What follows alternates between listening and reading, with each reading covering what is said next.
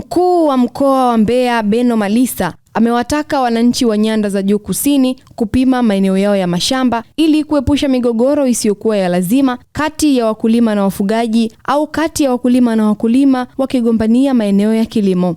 Mkuu wa mkoa Malisa ameyasema hayo wakati akifungua maonesho ya kilimo Nyanda za Juu yaliyofanyika mkoani Mbeya, akiongeza kuwa kila mkulima akifanya utafiti mapema wa zao gani linahitajika sokoni, basi ataona faida kubwa atakayopata kuliko kubaki kulalamika. Aidha, RC Malisa amewataka mamlaka ya udhibiti ya mbolea na wakala wa mbegu nchini kuhakikisha ndani ya mwezi huu mbegu na mbolea ziweze kuanza kupatikana kwa wananchi kwa ajili ya maandalizi ya msimu ujao wa kilimo. Maeneo yote yakipimwa, migogoro ya ardhi na yenyewe itakuwa ni historia.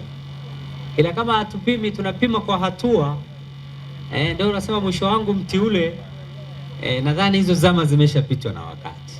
Mbeya wewe, matumizi sahihi ya viuatilifu na kuhifadhi mazingira, hili ni somo endelevu. Lakini pia usimamizi wa usalama wa chakula, tuendelee kuhakikisha chakula chetu kinahifadhiwa, kinakuwa salama. Kama ni dawa, tutumie kwa kiasi, tuhakikishe hatudhidishi matumizi ya viuatilifu. Tunasema msimu mmoja unapoisha, tunaanza msimu mwingine. Niwaombe taasisi mbili hizi, kwa maana ya TFRA pamoja na taasisi ya mbegu ile inaitwaje RAS Toski, sasa tunaomba maandalizi yaanze mapema. Wenzetu wa Waislamu wanasema kanzu ya Ijumaa inafuliwa Jumatano.